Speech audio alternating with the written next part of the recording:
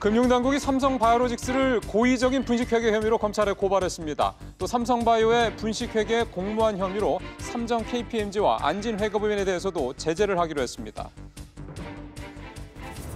전체 주택담보대출의 3분의 2 가까이를 차지하는 변동금리 대출 상품의 금리가 고정금리 대출을 넘어섰습니다. 해외 조달금리가 많이 올랐기 때문인데 대출자들의 이자 부담이 더 커지게 됐습니다. 현재 연간 3개월로 돼 있는 탄력근로제 적용 기간을 6개월 이상으로 확대하는 방안을 놓고 정부와 노동계가 정면 충돌하고 있습니다. 정부와 노동계의 입장은 구체적으로 무엇이고 절충점은 찾을 수 없을지 진단해 보겠습니다. 아파트 전셋값이 14년 만에 마이너스로 돌아섰습니다. 경기가 안 좋은 일부 지방 소도시를 필두로 해서 점차 수도권으로 북상하는 분위기입니다. 전셋값 하락의 이유와 이게 매매 시장에 미칠 영향 짚어보겠습니다. 이상이 오늘 헤드라인입니다. 그동안 주택담보대출을 받으실 때 일정 기간 금리가 묶이는 고정금리형이 변동금리보다 보통 높은 것이 일반적이었습니다. 대출 금리 차이가요. 근데 최근에 이례적으로 변동금리 대출 상품의 금리가 고정금리 상품을 넘어서는 일이 벌어지고 있습니다. 한국은행이 기준금리를 올리지 않고 있지만 시중은행들의 금리가 계속해서 오르고 있기 때문입니다. 강혜지 기자입니다. 시중은행의 혼합형 주택담보대출은 5년간 고정금리, 이후 변동금리를 적용하는 상품입니다. 최근 혼합형 주택담보대출 금리보다 신규 대출에 적용하는 변동금리가 더 높아졌습니다. 우리, 국민, 농협, KB 하나, 신한 등 주요 은행들의 금리를 비교해보니 고정금리와 변동금리 간 차이는 최저 0.06%포인트에서 최고 0.21%포인트 벌어졌습니다.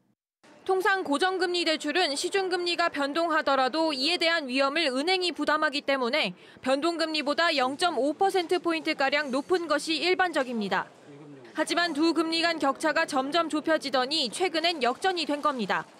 미국 중앙은행이 올 들어 세 차례나 기준금리를 올리면서 은행의 자금 조달 비용이 높아진 영향이 큽니다. 미국의 지속적인 금리 인상이라던가 미국 경기 회복에 대한 기대를 반영을 해서 국제금융시장에서 미국제 수익률 같은 국제금리가 많이 오르고 있고요. 변동금리 대출의 기준이 되는 코픽스 금리가 급등하면서 금리가 역전되는 상황을 초래하고 있는 것으로 보입니다. 미국이 또다시 금리를 올리면 주택담보대출, 특히 변동금리 대출은 5% 선을 넘을 것으로 예상됩니다. 금리 상승기에 접어들면서 대출자들의 이자 부담이 갈수록 커질 전망입니다. SBS CNBC 강혜지입니다. 지난해 우리 기업들의 매출액과 순이익이 사상 최대치를 기록했습니다. 반도체와 부동산이 좋았기 때문입니다. 1,000원어치를 팔면 74원이나 남겼다고 합니다. 황인표 기자입니다. 통계청이 발표한 지난해 기업활동 조사 결과 국내 12,000여 개 기업의 매출액은 2,343조 원으로 전년도보다 181조 원 늘었습니다. 매출이 늘면서 기업의 순이익도 크게 증가했습니다. 법인세 차감 전 순이익은 173조 원으로 전년도 127조 원보다 46조 원, 36%나 늘어나 통계 작성을 시작한 2006년 이후 최대치를 기록했습니다. 매출을 1,000원으로 단순화할 경우 우리 기업들은 1,000원어치를 팔아 약 74원의 순이익을 남긴 것으로 조사됐습니다. 지난 2016년보다 15원 정도 더 많이 번 겁니다. 다만 업종별 온도차는 뚜렷했습니다. 건설 경기와 반도체 호황 덕분에 부동산업과 제조업은 각각 191원과 90원의 이익을 냈습니다. 전년도보다 20원 정도 더 번 겁니다. 하지만 숙박과 음식점은 큰 폭의 마이너스로 돌아섰습니다. 2016년도만 해도 1,000원어치를 팔아 18원 정도를 남겼는데 지난해엔 20원 넘는 적자를 기록했습니다. 외국인 관광객 수 감소와 영업의 비용 증가로 인해서 순이익이 감소했습니다. 사드 보복 여파로 중국인 관광객이 줄면서 호텔과 음식점마다 큰 타격을 입은 겁니다. 한편 지난해 우리 기업 전체로 최대 호황기를 맞았지만 기업 종사자 수는 449만 명으로 1% 늘어나는 데 그쳐 고용 없는 성장이 계속되고 있음을 보여줬습니다. SBS CNBC 황인표입니다. 아시아판 다보스 포럼이라고 하는 보아우 포럼의 지역회의가 처음으로 서울에서 열렸습니다. 조금 전에 본행사가 막을 내렸다고 그러는데요. 현장에 취재기자 나가 있습니다. 신윤철 기자. 네, 신윤철입니다. 보아우 포럼이 어떤 회의인가요? 네, 보아우 포럼은 아시아 국가 간의 협력을 통해 경제 발전을 도모하는 포럼입니다. 개방과 혁신의 아시아라는 주제로 첫 동북아 지역회의가 이번에 서울에서 개최된 겁니다. 참가 인원이 800여 명에 달해 역대 최대 규모인데요. 한중 정재계 인사들이 대거 참석했습니다. 개막식에 이낙연 국무총리를 비롯해 허창수 정경련 회장, 권오현 삼성전자 회장 등이 참석했습니다. 중국 측 인사로는 왕용 국무위원이 자리했는데요. 해외에서 열리는 보아우 포럼 회의에 중국 고위 지도자가 참석한 사례는 이번이 처음입니다. 자, 이번 포럼에서 어떤 얘기들 나왔습니까? 네, 이번 포럼에서는 보호무역주의 확산을 막고 한중일 3국 간 경제협력을 강화하자는 내용들이 주를 이뤘습니다. 또 이번 보아우 포럼에 중국 고위급 인사가 참석한 점을 감안하면 사드 사태 이후 한류 금지령, 한한령이 이전으로 완전히 회복된 것이라는 관측도 나옵니다. 중국 측 고위 인사가 많이 참여하는 만큼 중국 시장을 노리는 기업들에게 이번 포럼은 놓칠 수 없는 기회인데요. 최태원 SK그룹 회장은 이날 오전 별도 마련된 조찬 행사에서 왕용 국무위원을 비롯한 중국 측 인사들과 회동했습니다. 또 현대차그룹의 정의선 부회장도 참석해 중국 측 인사들과 면담을 이어갔습니다. 지금까지 SBS CNBC 신윤철입니다. 지난달에 국내 면세점 매출이 1년 전보다 28% 증가한 14억 3천만 달러, 우리 돈으로 1조 6천억 원을 넘었습니다. 역대 6위 기록인데요. 지난달 이는 최근 사드 갈등의 해빙 국면에 맞으면서 중국인 유입이 늘어난 데 따른 것으로 풀이되고 있습니다. 지난달 전국의 주택 매매 거래량이 9만 2천 건을 넘어서서 1년 전보다 46%, 전달에 비해서는 11%가 증가했습니다. 9.13 대책 이후에도 거래량이 증가한 것에 대해서 정부는 60일 이내 실거래가 신고 제도로 8월과 9월 초 거래량이 상당수 포함된 결과라고 풀이했습니다. 내년에 오피스텔과 상가의 기준 시가 인상폭이 올해의 2배가량으로 확대됩니다. 국세청은 내년 1월 1일 기준으로 오피스텔과 상가의 기준 시가가 각각 올해보다 7.5% 정도 상승할 것으로 예측해 올해의 2배를 웃돌 것으로 내다봤습니다. 국세청은 시세 반영률을 80%에서 82%로 상향합니다. 농산물 가격이 하락하면서 생산자 물가가 11개월 만에 하락했습니다. 한국은행에 따르면 지난달 생산자 물가 지수는 105.4로 전달보다 0.4% 내렸는데 무와 배추, 시금치 등 신선제품의 가격이 전달보다 9.7%나 떨어졌고 축산물도 돼지고기 가격이 20% 넘게 떨어지면서 전체적으로 가격 지수 하락을 이끌었습니다. LG전자, LD디스플레이 등 LG그룹 계열사들이 미국 실리콘밸리에 설립한 벤처 투자 기업 LG테크놀로지스 벤처스가 자율주행 관련 소프트웨어 벤처 기업인 라이드셀에 투자했습니다. LG 측은 자율주행 분야 신사업 기회 발굴을 위해 투자를 진행했다고 설명했습니다. 증권선물위원회가 삼성바이오로직스를 고의적인 분식회계로 검찰에 고발했습니다. 삼성바이오 측은 증선이 결정에 대해서 조금 전 반박 자료를 내놨습니다. 취재기자 연결하겠습니다. 김성희 기자. 네, 김성현입니다. 오늘 검찰 고발을 한 거고요. 네, 그렇습니다. 증선이는 정부 전자시스템을 통해 검찰에 삼성바이오를 고발했는데요. 지난 14일 정례회의에서 증선이가 삼성바이오의 2015년 자회사 횡결 기준 변경 과정에서 고의적 분식회계가 있었다는 결론을 내린 데 따른 겁니다. 당시 증선이는 김태한 삼성바이오 대표이사 해임 권고와 과징금 80억 원 부과 등의 제재도 취하기로 의결했습니다. 증선이의 이번 고발로 삼성바이오의 분식회계 혐의에 대한 검찰 수사가 본격적으로 진행될 전망입니다. 검찰은 이미 지난 7월 증선이가 공시 누락을 이유로 삼성바이오를 고발해 이 사건을 서울중앙지검 특수 2부에 배당했는데요. 검찰은 이미 특수 2부가 고발장을 검토해왔기 때문에 고의적인 분식회계 사건에 대한 고발도 특수 2부에 배당할 것으로 예상됩니다. 이 삼성바이오 회계 감사를 맡았었던 회계법인 두 곳에 대해서도 금등 당국이 제재 착수했다고요? 네, 맞습니다. 증선위는 삼정 안진회계법인의 우편을 통해서 의결 내용에 대한 시행문을 발송했는데요. 증선위는 삼정회계법인은 중과실 위반으로 과징금 1억 7천만 원 부과와 삼성바이오 감사 업무 5년간 제한, 회계사 4명에 대한 직무정지 등의 제재를 건의했습니다. 또 안진회계법인은 과실 위반으로 삼성바이오 감사 업무 3년간 제한을 결정한 바 있습니다. 예, 검찰 고발 조치된 삼성바이오도 반박하는 자료를 조금 전에 내놨다고요? 네, 맞습니다. 방금 전 홈페이지에 입장을 내놨는데요. 우선 금감원 입장이 1차 감리와 재감리 때 바뀌었다며 이에 대한 문제를 제기했습니다. 1차 감리에서는 삼성바이오 에피스를 지분법 변경이 아닌 연결로 유지했어야 하는 입장이었는데, 이 재감리에서는 2012년 삼성바이오 에피스 설립 때부터 현재까지 지분법 처리로 했어야 적절하다는 결론을 내렸다는 겁니다. 삼성바이오는 같은 사안을 놓고 1차와 재감리 결론이 다르다며 문제가 있다는 입장입니다.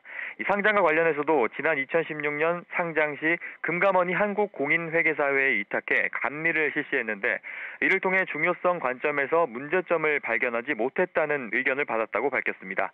당시 참여연대가 삼성바이오 회계 처리 적합성에 대해 금감원에 질의했고, 금감원도 참석한 질의회신 연석회의에서도 공식적으로 문제가 없다는 판단을 받았다는 겁니다. 한편 삼성바이오는 시행문을 받는 대로 내용을 검토한 뒤에 행정소송과 가처분 신청을 진행할 계획이라고 밝혔는데요. 가처분 신청은 김태한 대표이사 해임 권고 중지와 제재에 대한 집행 정지 등에 대한 것으로 예상됩니다. 지금까지 SBS CNBC 김상현입니다. 국내 캠핑 인구가 500만 명을 넘을 정도로 가파르게 성장을 하면서 관련 제품들도 다양하게 시장에 나오고 있습니다. 그런데 겨울철 캠핑의 필수품 중에 하나인 난로 제품 가운데 일부가 안전성에 문제가 있는 것으로 드러났습니다. 이광호 기자입니다. 불이 붙은 난로를 넘어뜨렸는데도 불꽃이 계속해서 타오르고 급기야 새어나온 기름에 옮겨 붓기까지 합니다. 관련 규정상 기름난로는 기름이 가득 찬 채 넘어지더라도 10초 안에 불이 꺼져야 하지만 조사 결과 시중 캠핑용 기름난로 절반은 불이 시간 안에 제대로 꺼지지 않았습니다. 자칫 캠핑 중에 난로가 넘어졌다면 화재가 일어날 수도 있는 겁니다. 발로 건드린다든가 아니면 아이들이 넘어뜨리다든가 그러면 넘어지죠. 침낭이라든지 옷이라든지 이렇게 화재가 날 수 있는 요인들이 굉장히 많습니다. 그게. 그래서 소화가 늦게 되면 아주 위험하죠. 실제 지난 2016년부터 올해 9월까지 접수된 기름난로 관련 피해 중 40%가 화재와 화상 사고였습니다. 부적합한 4개 제품은 대우, 사파이어, 유로파, 후지카 등인데 이 해당 업체는 판매된 제품에 대해서 회수 및 무상 수리 등의 자발적인 시정 조치 계획을 저희에게 알려왔습니다. 이외에도 2개 제품은 10도만 기울어져도 기름이 새어나왔고 대부분의 제품이 기름의 양을 제대로 표시하지 못했습니다. 이번 조사 결과를 포함한 캠핑용 난로 비교 정보는 정부의 소비자 정보 공개 홈페이지에서 확인할 수 있습니다. SBS CNBC 이광호입니다.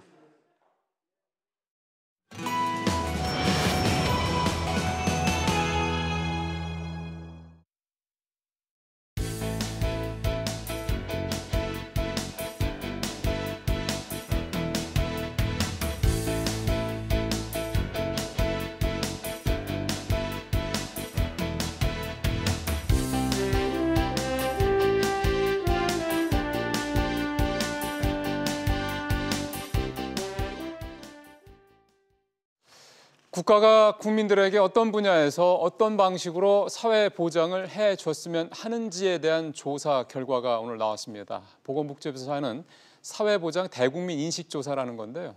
국민들이 국가에 바라는 사회보장 내용이 무엇인지 좀 알아보도록 하겠습니다. 보건사회연구원의 윤성명 연구위원 전화로 연결돼 있습니다. 위원님 안녕하세요. 네, 안녕하세요. 예, 다양한 내용들이 포함이 돼 있는데 윤 의원님께서 좀 종합적으로 이번 조사에서 중요하다고 생각이 드시는 부분이 어떤 건지 좀 설명을 해주시죠. 예, 내용 중에서 몇 가지 간추려서 말씀드리겠습니다. 네, 최근에 어떤 사회상을 반영해서 미래의 바람직한 모습에 대해서는 범죄나 학대 사고 없는 안전사회 또 미세먼지 등 공해가 걱정 없는 환경에 대해서 우려를 많이 표시했다는 점에서 과거가 좀 달라진 모습이 있는 것 같고요. 예. 그다음에 노후 준비 관련해서는 뭐 요새 국민연금 관련해서 논란이 많은데 국민의 절반가량 정도만이 노후를 준비하고 있다. 그러니까 절반 정도는 노후를 준비를 못 하고 있는데 그렇죠. 노후를 준비하는 분들은 그래도 국민연금의 노후 준비 비중이 가장 높다 한 60%로 나타나고 있다는 측면에서 예. 미호도 국민연금이 아닌가 이런 생각이 들고요. 그러게요. 네, 그다음에 노후 준비 관련해서는 그 상용직은 한 60% 가까이 준비를 하고 있는데 임시료용직은 35.6%로서 어떤 직장에 다니냐, 고용 상태가 어떠냐에 따라서 이 노후 준비 정도 차이가 좀 많은 것 같습니다. 이제 또 하나 말씀드리고 싶은 건 전반적인 어떤 삶의 만족도 측면에서 40대하고 60대가 만족도가 좀 낮게 나타나거든요. 그래서 이 부분 관련해서는 40대는 아이들 키우는데 좀 힘이 많이 들어서인 것 같고요. 그다음에 예. 60대 이상은 노후 준비가 잘 안 돼서 그런 것 그렇죠. 같습니다.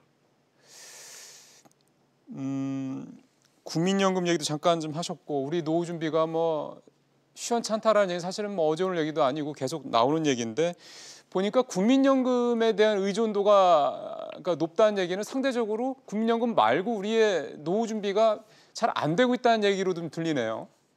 예, 뭐 국민연금 보험료가 지금 9%인데 소득 대체율 45%, 40%가 적다, 뭐 많다 이런 논쟁이 많이 벌어지고 있지 않습니까? 예. 그런데 이제 우리나라에서 또 도입한 게 퇴직연금이 이제 보험료를 8.3% 걷고 있는데 그분이 좀 잘 작동이 좀 안 되고 있는 것 같아요. 그래서 예. 다른 준비 상황을 보면 예금 저축, 뭐 저축성 보험으로 준비하는 부분이 한 20%, 또 부동산이 한 8.3% 정도 나타나다 보니까 국민연금이 좀 충분치 못하다 그래도 국민연금의 비중이 제일 높은 것 같습니다. 그러네요.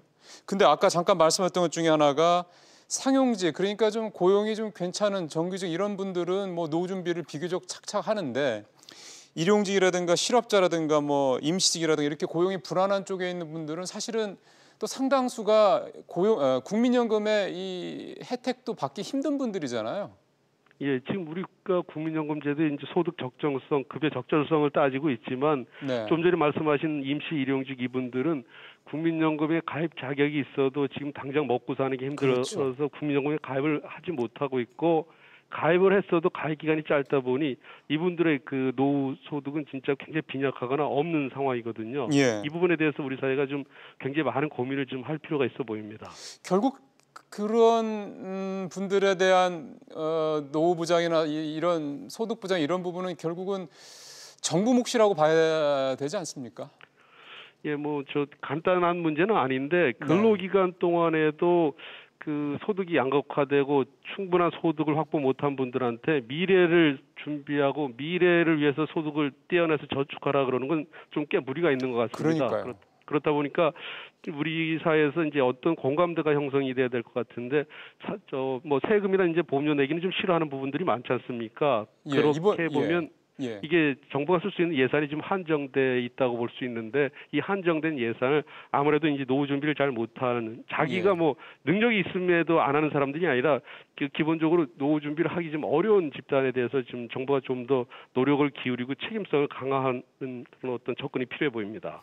아마 그런 부분들이 이런 대국민 인식 조사 이거를 하는 또 이유가 되지 않을까 생각 드는데 잠깐 말씀하셨는데 이번 조사에서 그러니까 사회보장을 확대하는 것에 대해서는 많은 분들이 찬성을 하면서도 그거를 위해서 세금을 더 걷는 데에 대해서는 응답자 3분의 2 이상이 반대를 했다고 하던데요.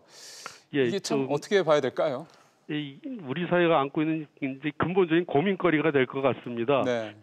최근 논란이 되고 있는 국민연금 개편 방향에 대해서도 더 바꾸는 싶은데 보험료 더 부담하는 건 이제 싫다는 의견들이 뭐 과반수 이상 아니겠습니까? 이 부분에 대해서는 우리가 좀 참을성 있게 좀 끈기를 갖고 접근해야 될 것 같은 게 흔히 이제 우리가 OECD 그러니까 경제협력개발기구 회원이다 보니까 언론에서 자주 보도되는 게 OECD 국가들과 비교할 때 우리 사회보장 지출이 낮다는 보도를 자주 접하지 않습니까? 그렇죠. 그러다 보니까 자연스럽게 사회보장을 더 확대해야 된다는 쪽에서는 큰 고민 없이 말씀들을 많이 하시는 것 같아요. 네. 반면에 이제 상당수 국민들께서는 당장 먹고 사는 게 힘들고 경기 여건도 좋지 않아 이제 가처분 소득이 줄어드는 추세다 보니까 예. 부담 수준은 늘리지 않았으면 좋겠다. 그렇죠. 또 내가 아닌 나보다 더 잘 사는 누가 부담을 해줬으면 좋겠다는 예. 응답이 많은 것 같은데요. 이제 이분에 대해서는 이제 국민들과 꾸준한 대화가 좀 필요할 것 같습니다. 이제 사회보장 복지를 확대하기 위해서는 그만큼 의무를 또 져야 된다. 그러니까 부담을 좀 더 많이 해야 된다는 부분에 대해서는 외국 사례를 좀 포함해서 국민들한테 적극적으로 좀 알릴 필요가 있어 보입니다. 그러게요. 비단 이게 뭐 국민연금뿐만 아니라 뭐 건강보험도 그렇고 좀 뭐 다양한 분야의 이 비소비성 지출인 거죠. 어떤 사회보장 관련된 지출 이런 부분에도 다 마찬가지 문제가 연관이 되는 것 같습니다. 마지막 한 가지만 더 질문을 드리면요. 네. 이 사회인식 조사가 조금 특이한 거 보니까 국민들 1000명 대상 그리고 전문가들 100명 대상으로 같은 질문을 던지더군요. 그래서 이번 조사에서 전문가들의 의견들은 어떻게 나왔는지도 궁금합니다. 예, 전체적으로 뭐 가는 방향은 비슷하지만 차이가 있는 부분들이 있는데요. 네. 전문가들이 이제 현재 걱정거리하고 또 5년 후 걱정거리 모두가 이제 제일 큰 비중이 일자리를 어떻게 마련할 건가, 양질의 일자리, 그리고 출산과 양육에 대해서 참 나라가 신경을 많이 써야 된다 이런 응답이 많았는데요. 예. 근데 일반 국민들은 뭐 일자리 걱정도 있기는 합니다만 전문가들에 비해서 신체 및 정신 건강 또 자녀 교육에 걱정이 좀 많은 것 같습니다. 예. 그래서 이걸 보면 전문가들은 나라 걱정을 좀 많이 하는 것 같고요. 예. 개인들은 아무래도 개인적인 차원에서 자녀 양육 건강 걱정을 하는 것 같은데 예. 또 여기서 주목할 대목이 하나 있는데요. 정부가 사회보장을 확대한다면 가장 중점을 둬야 할 대상으로 전문가들은 노인하고 영유아하고 아동을 많이 들었다는 겁니다. 예. 이 부분은 이 노인하고 영유아가 자기 목소리를 잘 내기 어렵지 않습니까? 그렇죠. 그러니까 예. 목소리 큰 거 위주로 예산이 배분되는 것보다는 우리 사회가 좀 더 또 취약계층도 뒤돌아보면서 좀 공평하게 네. 재원이 배분되는 쪽으로 전문가들은 좀 얘기를 하고 있는 것 같습니다.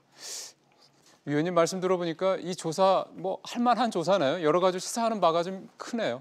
오늘 예. 말씀 잘 들었습니다, 위원님. 네, 감사합니다. 네, 지금까지 보건사회연구원의 윤성명 연구위원이었습니다.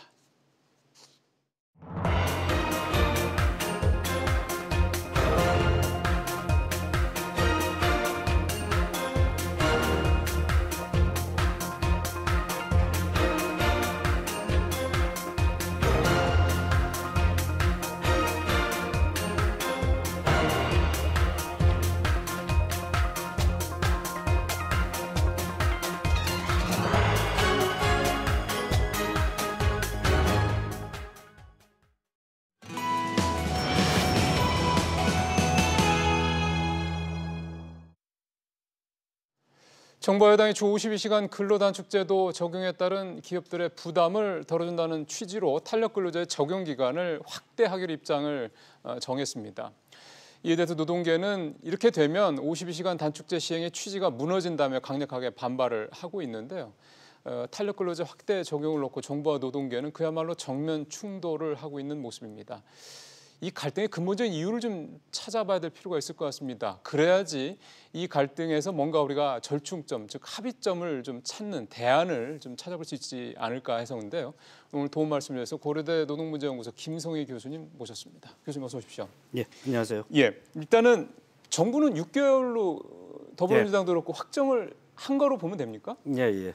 예, 단위기간 탄력제 단위기간이 지금 현재는 취업규칙으로는 2주까지 가능하고 노사 합의할 경우에는 3개월까지인데 6개월로 확대하는 안을 거의 확정해 놓고 있죠. 그래서 국회에서 처리하겠다고 압박을 하면서 노사정의에서 합의를 하기를 종용하고 있죠. 그렇습니다. 그러면 재계에서는 뭐 저희도 뭐 그때 교수님도 계셨을 때도 그 얘기했었던 것 같습니다. 재계에서는 뭐 1년까지 해줘야 된다라는 얘기도 했어. 그런데 정부는 6개월로 이제 이렇게 살짝 확정을 했다.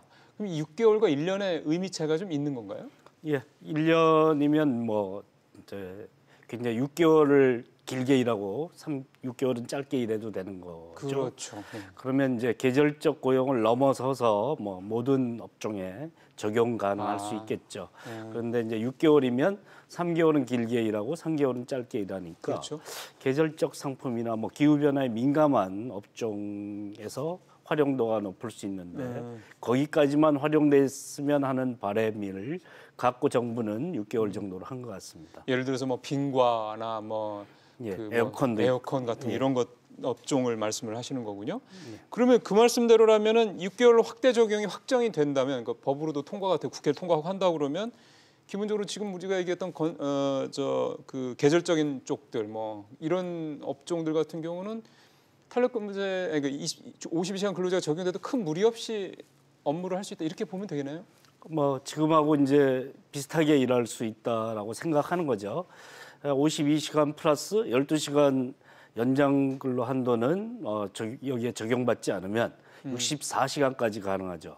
현행 이제 정상화되기 전에 68시간까지 가능했던 거랑 비교해 보면 뭐 거의 비슷하다라고 할 수 있기 때문에 물론 6개월 안에 평균적으로는 이제 40시간을 지켜야 돼서 최대한도 플러스하면 52를 지켜야 되는 거죠. 문제는 이제 3개월까지 시행하고 있을 때는 주 한도 52시간이 있었습니다. 법에 명시돼 있었는데 이제 6개월로 가면서 이제 그 조항을 빼는 경향이 있는데 빼는 것으로 상정하고 있는 것으로 보입니다.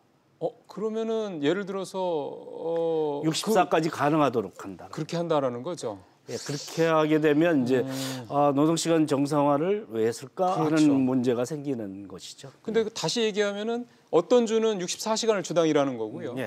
어떤 주는 이제 28시간을 해야 되는데 플러스 12는 또 가능하기 때문에 40시간 하는 거죠. 그렇게 된다. 40시간 일하는 게 짧게 일하는 시간. 우리나라 기준 노동 시간이 40인데 그렇죠. 기준 노동 시간이 아주 짧게 일하는 시간이 되는 거고요. 그러네요. 그러면은 이게 참 기업들이 뭐라 할까요? 조금 표현이 조금 강할 수 있긴 합니다만 악용을 하자면 또 악용할 수 있는 여지도 있다는 얘기네요. 그렇게 된다고 그러면. 그렇습니다. 이 악용을 하자 치면 뭐 합의로 도입한다고 하지만 뭐 기득권자를 없게 한다라고 하지만 노동시간 관련해서 사실 규정이 잘 지켜지지는 않습니다. 지금까지도 그랬고요. 그렇게 되면 이제 임금이 뭐 7% 정도 삭감될 수 있다. 뭐 계산이 나옵니다. 그래서 그러니까 6개월이면 이제 3개월은 길게 일하는데 13주 동안에 12시간 일하는 그러니까 추가 노동분이 수당을 할증률을 적용받지 못하게 되는데요. 그 퍼센트를 계산해 보면 7% 정도다. 7% 뭐 시급 10,000원이라면 78만 원 정도 된다. 그렇게 줄어들 가능성이 있고요. 또 하나 문제는 이제 장시간 노동이 일상화된 틀을 바꿀 수 있겠느냐 하는 점입니다. 지금 사실 그 두 가지 문제가 노동계에서 강력하게 이 6개월로 확대 적용하는 거를 강력하게 반대하고 있는 그런 이유지 않습니까? 겉으로는 이제 뭐 정부가 이제 52시간 근로제 취지를 이제 훼손하는 거다 얘기를 하지만 사실은 속내는 임금이 줄어든다라는 거 하나 하고 그다음에 결국은 다시 이제 장시간 근로 시간 우리 전 세계 가장 일 많이 하는 나라의 그 불명예를 유지할 수밖에 없다 이런 얘기가 되는 건데 제가 하나만 덧붙인다면 사실은 일자리 문제 심각하다고 하지 않습니까?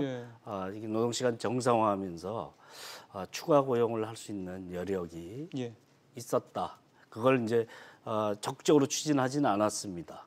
기업의 인건비 부담이 생긴다라는 반발이 있을까 봐 적극적으로 추진되지 않았는데 사실 재정 투입해서 일자리 만드는데 돈 많이 드는데 사실 이걸 통해서 사실 일자리 창출할 수 있는 좋은 계기가 될 수도 있는데 그 기회도 좀 상실되는 것도 덧붙여야 된다고 봅니다. 그 얘기는 뒷부분에 가서 조금 더 해봐야 될 것 같습니다. 왜냐하면 사실 그게 이 탄력근로제 확대 적용에 일종의 대안을 찾아야 되는 부분과 연결이 되기 때문에요. 노동계 입장도 살펴봐야 될 것 같은데 지금 말씀하신 대로 노동계는 임금 삭감 문제, 그다음에 장시간 근로 시스템의 뭐 결국은 이제 영속 문제 이렇게 좀 반대를 하고 있는데 임금 삭감 그 부분은 일종의 조금 접점을 찾을 수 있는 부분 아닐까 하는 생각이 들어서요. 7%라고 그러면 아주 굉장히 큰 건 또 아니라는 생각도 좀 있어서.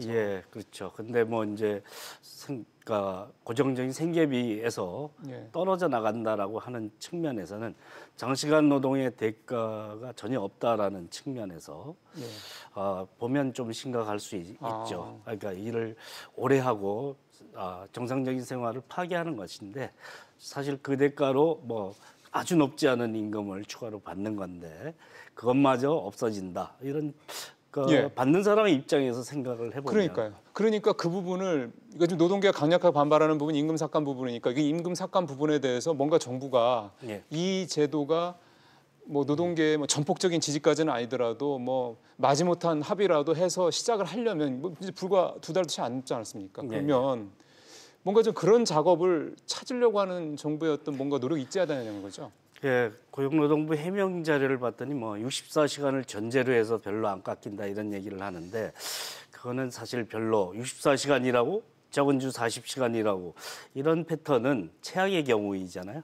그런 거보다는 좀 사실은 뭐 44시간 일하고 36시간 일하고 이런 시스템 정도가 사람이 감내할 수 있는 수준인데 극단적인 예를 들면서 임금 삭감이 안 된다 얘기하기는 어렵고요. 그럼 이제 제도 변경으로 인해서 임금 삭감은 안 하게 하겠다라는 얘기를 하는데 다툼의 여지가 있습니다. 법률적으로 이게 이제 제도 변경으로 인한 기존에 받던 임금을 보존해야 되는 대상에 속하는지 아닌지에 대한 법률적 논란이 벌어질 수도 있습니다. 그래서 장담하기 어렵고요. 그러니까요. 노사 합의로 하기 때문에 그 절차를 통해서 임금 삭감은 없게 하는 방식이 있을 수 있는데 그거는 이제 양극화를 심화시킬 수 있죠. 뭐 대기업 노조가 센 데는 그게 어느 정도 보장되지만 하겠지만 노조가 없거나 약한 데는 힘들 것 같은데요. 우리나라 90%가 조직화가 안 돼 있다라고 볼 수도 있는데요. 조직률이 뭐 20%, 10%밖에 안 되기 때문에 그러면 비정규직이나 열악한 사람들이 더 타격을 받는 제도가 될 수 있다. 그래서 중소기업의 애로를 해소한다고 하지만 열악한 사람을 더 그러니까 양극화가 더 심해진다는 말씀이신 거죠. 저도 오늘 이거 준비하면서 좀 자료를 좀 보니까 독일이랑 네덜란드 같은 나라들도 마찬가지 고민이 우리보다 먼저 있었고 그쪽에서는 이걸 푸는 방법이 보상 휴가 같은 방식을 통해서 하든가 여기도 수당을 또 이렇게 하는 방법이 있다고 하더군요. 그러니까 결국은 뭔가 이쪽은 우리랑 같은 문제에 맞닥뜨렸을 때 절충점을 찾았고 그걸 가지고 해서 그 이후에 큰 무리 없이 이를테면 오고 있다라는 건데 우리도 뭔가 좀 그런 식으로 절충점을 찾아야 되는 게 아닌가 싶은데요. 이제 중요한 이제 전제 조건의 차이가 있는데요. 독일도 37시간제 이렇게 실시하는 나라입니다. 기준 노동 시간이 그리고 잔업이 일상화된 나라가 아닙니다. 그런 나라니까 굉장히 짧게 일하는 나라에서 탄력제로 좀 더 일이 많을 때 조금 더 일할 수 있게 하자. 이 정도는 타협의 여지가 있죠. 프랑스 같은 경우도 35시간제 하는 거고 미국은 40시간제지만 사실은 굉장히 장시간 노동을 하지 않습니다. 뭐 장시간 노동하는 사람도 평균적으로 높다고 하지만 굉장히 시간의 노동이 일상화되어 있지는 않습니다. 우리가 52시간 이상이 일상화되어 있는 나라에서 탄력제를 한다라고 들으면 다른 나라 사람들은 웃을 겁니다. 그러니까 결국은 이제 출발점이 다르다는 말씀이시잖아요. 우리나라에서의 탄력 근로제. 근데 지금 어쨌든 법으로 정해졌고 이제 내년부터 당장 시행이고 이제 유예 기간도 이제 한 달 반 있으면 끝나지 않습니까? 한 달 반도 안 남았네요. 그러면 지금 상황에서 이거를 노사와 뭐 정부와 노동계 간의 뭐 정면 충돌 이런 식으로 자꾸 어떤 본질에서 약간 벗어나 정치적인 어떤 그런 쪽으로 자꾸 몰아갈 문제가 아니라 한 달 반 남은 기간 동안 뭔가 절충점을 내놓고서 서로 그 접점을 좀 줄여가야 되는 노력이 필요할 것 같은데 뭐 어떤 식으로 이걸 좀 풀어봐야 될까요? 일단은 균형 감각을 좀 회복해야 된다고 생각하는데요. 노동 시간을 이제 정상화하는 거였잖아요. 뭐 엄청나게 뭐 법정 노동 시간을 단축하는 일도 아니었고, 뭐 고작 해야 52시간제로 정상화시키자라는 사안을 기업 규모별로 단계적으로 했습니다. 처벌은 또 유예하고. 그런데 이제 적용도 안 된 중소기업에 52시간 정상화 제도를 사실 탄력제는 그냥 들어오는 거거든요. 좀 균형 감각이 좀 안 맞는다라는 거죠. 제도 설계상. 정부에서 정책을 추진하는 방식이요. 양극화에서나 일자리 문제에서도 사실 악영향을 정확하게 짚어봤는지 그 문제도 생각해봐야 되고 저임금 문제를 해소하겠다라는 기치를 내세웠는데 이게 저임금 중소기업에 또 비정규 노동자들에게 더 타격을 주는 제도를 너무 전격적으로 시행한 건 아니냐. 사실 장시간 노동이 일상화된 나라에서 탄력제는 사실 개발의 편자라고 얘기할 수 있을 정도의 뭐 이러면 거창해 보이고 고상해 보이지만 그렇게 좋은 제도라고 얘기할 수 없습니다. 사실 기업에게 시간의 노동 수당을 깎아주는 그러니까 기업편을 들 수도 있다는 얘기는 거군요. 예, 그것 외에 사회적으로 갖는 메시지는 굉장히 안 좋다라는 점이죠. 그런 것을 정말 종합적으로 고려해서 판단한 것인지 뭐 이거에 대해서 좀 생각을 해볼 필요는 있고요. 적어도 52시간 정상화 제도의 취지는 살려서 주 52시간 한도는 지키도록 하는 정도의 절충점은 있어야 된다라고 봅니다. 그러니까 여기까지 왔고 지금 말씀하신 대로 정부의 정책 추진의 어떤 디테일이나 이런 것들이 상당히 좀 약간 좀 그 현장 상황이 좀 반영이 안 된 상태에서 좀 거칠게 되는 것 같긴 한데 일단 여기까지 왔는데 여기서 물러날 수는 또 없는 거니 현재 상황에서 좀 그나마 좀 찾을 수 있는 방법은 너무 주간 그 시간이 근무 시간이 너무 늘어나지 않게 어느 정도 좀 그 디테일에 있어서 정책을 좀 만드는 게 중요하다 이렇게 말씀하시는 거군요. 예, 장시간 노동 없애기 위해서 52시간 체제로 최대 노동 시간 52시간제로 가자라고 했지 않습니까? 예. 그 취지는 살려야 되는 거고요. 또 이제 그 정상화 제도가 단계적으로 시행되는 것만큼 탄력 제도 단계적으로 시행하고 꼭 필요한 곳이 어딘지 업종을 특정화해서 정하는 것이 필요하다 이렇게 생각합니다. 좋은 제도니까 좋은 제도의 취지를 살려야 된다라는 말씀에는 전적으로 공감이 되네요. 말씀 잘 들었습니다, 교수님.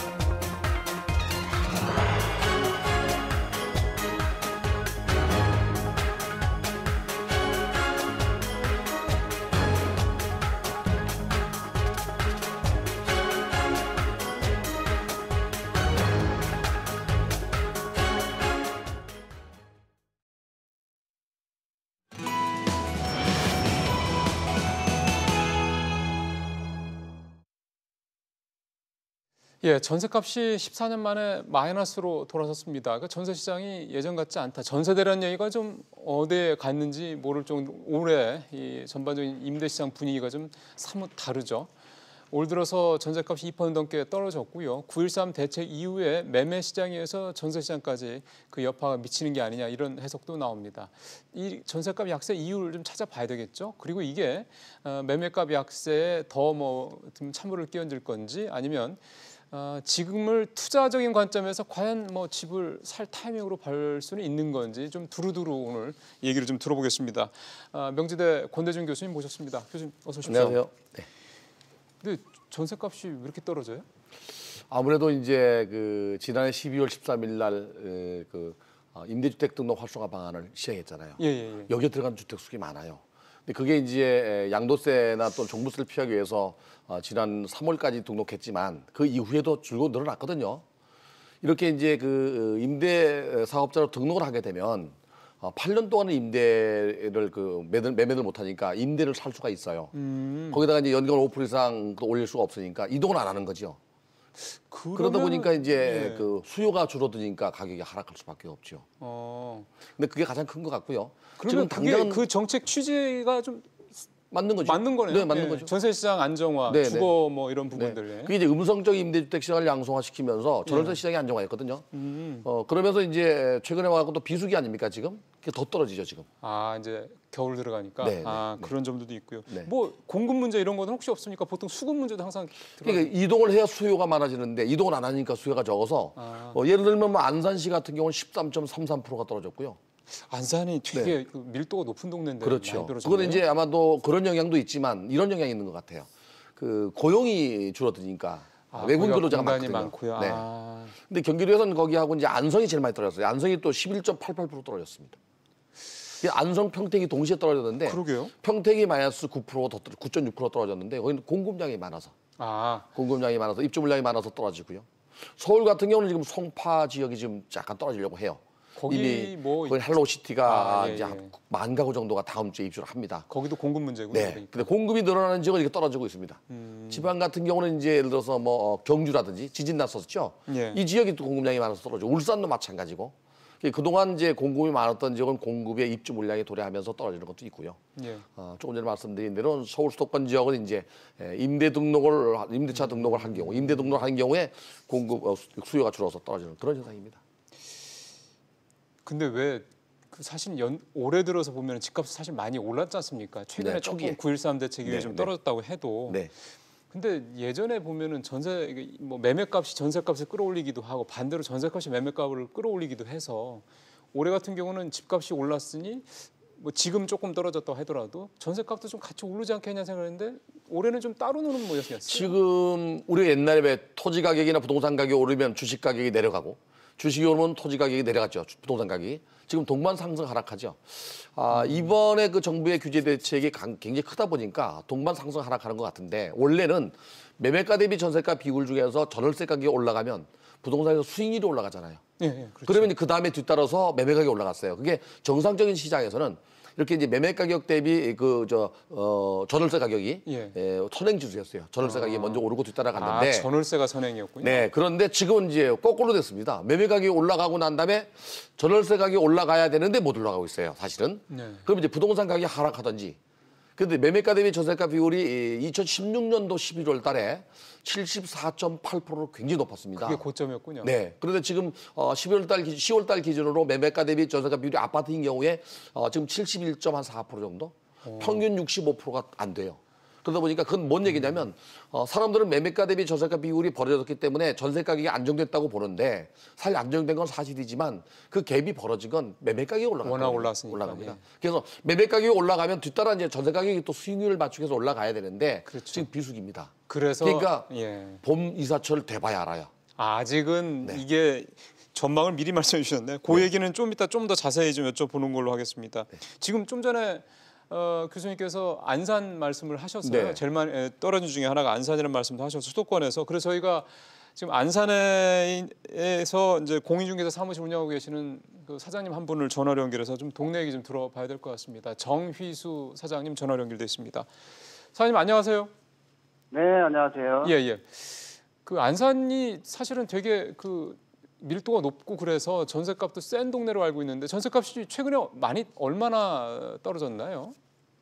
네, 그 30평대가 보통 2억 9천 정도 하다가 지금은 2억 5천 정도로 한 3천에서 5천 정도 떨어졌습니다. 그러면은 한 10에서 뭐 크게는 한 20% 가까이 떨어졌다는 얘기인데 그 사장님께서 보시기에는 이렇게 전세값이 최근에 많이 떨어진 이유를 어떻게 해석을 하세요? 결국은 수요하고 공급 문제인데요. 그 올해 안산에 그 재건축하고 신규 분양으로 7천 세대 이상이 입주를 했거나 지금 입주를 기다리고 있거든요. 물량이 많군요. 예. 물론 전반적인 경기 침체도 침체나 여러 가지 요인이 있겠지만 결국은 공급 과잉의 이유가 있다고 저는 생각하고 있거든요. 그렇군요. 혹시 사장님께서 주변에 이제 인근 지역, 예를 들어서 안산 인근 지역의 다른 그 수도권 도시들의 아는 분들도 계실 것 같아요. 다른 지역도 비슷합니까 분위기가? 인근의 시흥은 소폭 오른 걸로 알고 있고요. 그래요? 예, 수원시 같은 경우는 오른 지역도 있고 내린 지역도 있고. 그러네요. 그러니까 안산이 좀 유독 좀 많이 떨어졌다는 얘기가 되는 건데 그러면 아예 전세 말씀 여쭤본 김에 집값도 한번 알아보자. 안산 집값은 어떻습니까? 네, 집값도 한 3천에서 5천 정도 떨어졌거든요. 보통 30평대가 3억 3천 정도 가던 게 지금 한 2억 8천, 2억 9천 정도 가고 있지만 거래는 잘 안 되고 있는 그것도 상황이에요. 안 되고. 왜냐하면 이제 매수자들이 더 떨어질 거를 기다리고 있는 것 같거든요. 그러면 사장님 혹시 많이 들어보셨겠습니다만 요즘에 저쪽에 그 남도 쪽에 있는 그 일부 도시들 같은 경우에는 깡통 전세 이런 게 속출하고 있다 이런 자꾸 기사들이 나오던데 혹시 안산에서도 그런 깡통 전세 사례 이런 것들이 있나요? 깡통 전세는 이제 매매가가 전세가보다 더 많이 떨어지는 경우를 말하는데 지금 아나운서 분께서 말씀하셨듯이 경남, 김해시, 창원시 이런 데는 제가 깡통 전세 사례를 들어봤는데 아직까지 수도권이나 안산에서는 그런 사례를 보진 못했거든요. 그렇군요. 그런데, 알겠습니다. 예. 그런데 내년에 그 안산에 또 입주 물량이 또 6,000세대 이상이 되기 때문에 물론 하방 경직성은 있지만 그럴 가능성이 없지 않아 있어 보이는 건 사실입니다. 그래요. 내년이 더 위험할 수 있다 이런 말씀이시군요. 예. 알겠습니다. 사장님 오늘 말씀 고맙습니다. 네, 고맙습니다. 예, 안산에서 중개업소를 운영하시는 정희수 사장님하고 얘기를 좀 나눠봤습니다. 다시 교수님하고 얘기를 좀 해볼까요? 네.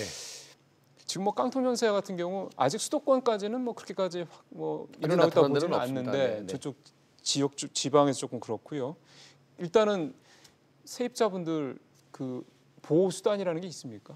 우선 전세를 계약할 당시에 일단 1순위여야 됩니다. 아파트 가격을 좀 미리 확인해 볼 필요가 있고요. 네. 아마 아파트 가격 대비 그 전세나 월세 가격에 보증금이 어느 정도 차지하는지 봐야 됩니다. 그리고 등기부등본을 확인할 때 일단 앞순위에 저당권이 있거나 또는 가압류 가처분 같은 게 없어야 됩니다. 그리고 제일 1순위로 그 입주를 하게 되면 깡통 전세를 피해갈 수 있는 방법이 있습니다. 또 하나는 이제 그 전세금 반환 보증 제도가 있습니다. 그것도 여기에 있더라고요. 또 가입하게 되면 또 돌려받을 수 있고. 그건 집주인의 의사와 관계없이 할 수 있는 해주게 돼 있습니다. 해주게 돼 있는 거예요. 예, 알겠습니다. 그런 부분들은 우리 세입자분들께서 조금 감안하시고요. 이제 앞으로 전망 좀 여쭤보겠습니다. 네. 아까 말씀하신 거는 내년 봄 이사철 때까지는 가봐야 될 것 같다고 말씀하셨는데 그때까지는 이렇게 약세 흐름이 계속 간다라고 보시는 건가요? 그렇죠. 지금 9.13 대책 이후에 10월 마지막 주가 0.01% 마이너스였습니다. 처음 마이너스 된 거죠. 예. 그다음에 11월 첫 주, 둘째 주, 지금 둘째 주까지 0.03%, 0.03% 떨어지더니 또 그렇게 0.03% 떨어졌어요. 지속적으로 이제 전주 대비 계속 떨어지고 있습니다. 아마도 이런 현상이 12월까지는 지속될 걸로 보여집니다. 전세 이사철이 아니거든요.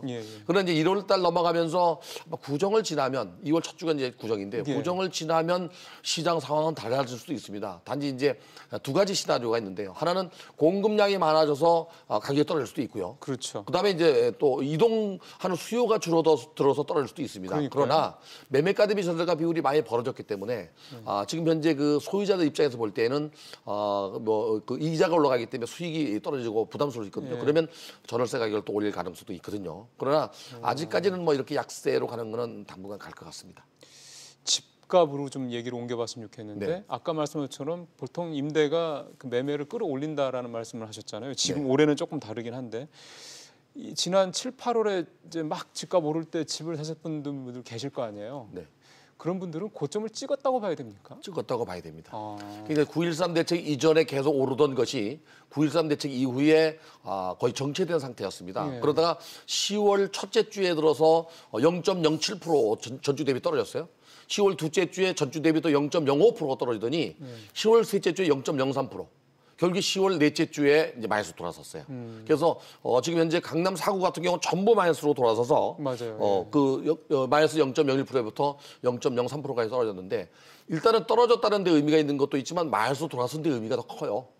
그러니까 일단 부동산 가격이 분명히 호가부터 꺾이기 시작했습니다. 단지 이제 매매 가격이 정말로 떨어져서 거래됐는지는 알 수가 없습니다. 그것은 매매되고 나서 아무리 빨라도 3개월이 지나야 됩니다. 그렇다면서요? 9.13 대책 이후에 거래량이 줄거나 또는 호가가 떨어진 건 분명한데 실질적으로 실거래 가격이 떨어졌는지 알려면 적어도 연말을 지나봐야 해요. 그러면은 마찬가지 질문이 되겠습니다만 지금 이제 집을 사야 되는 타이밍이냐라는 부분에 있어서도 조금 더 봐야 된다는 얘기예요. 그렇죠. 이 대출을 규제하면 또 대출 전면 금지하다시피 했잖아요. 규제하다 보면 이제 많은 돈을 주고 집을 살 수가 없기 때문에 집값 하락은 자명한 사실인데 언제까지 빠질지 모르잖아요. 거기다 내년 하반기 12월 달에 종합부동산세가 강화된 게 아직 여야 합의가 되진 않았지만 강화될 거란 말이죠. 그러니까요. 그러면 내년은 조정기가 되지 않겠나. 하락 조정이라고 봐야 돼요. 얼마큼 떨어졌는지가 봐야 되겠는데 그래서 집을 만약에 살 사람이라면 무주택자 같으면 지금 매수에 나서면 안 되고요. 제가 볼 때는 이제 정부가 공급을 늘리겠다는 시그널을 줬잖아요. 서울의 그 성동 구치를 비롯해서 여러 군데 발표했고 또 연말에 한 4-5군데 그 미니시도지를 발표한답니다. 그래서 가점을 높여서 신규 분양 시장으로 가는 게 좋고요. 그리고 난 다음에 이제 만약에 그 재고주택을 노리는 사람이나 1가구 1주택으로 이전 수요 같으면 그래도 제가 볼 때는 내년 하반기 이후로 봐야 될 것 같아요. 그러니까 집을 갖고 있는 사람들은 내년 하반기. 네. 무주택자들은 이전 수요 같은 경우. 예, 그러나 이제 집이 두 채, 세 채 있어서 임대주택 등록을 하지 않은 사람 매도해야 되겠죠. 예. 지금 매도해야 됩니다. 그런데 매매가 안 됩니다. 진퇴양난이죠. 그래서 정부가 이런 점을 가만히 보고 만약에 부동산 시장이 어느 정도 안정화 되면 이렇게 고강도 대책을 조금 더 완화시킬 필요는 있습니다. 그래야만 부동산 시장도 주택 시장도 살아나고 또 소비 시장도 살아날 수 있다고 생각이 됩니다. 알겠습니다. 오늘 말씀 고맙습니다, 교수님. 네, 고맙습니다.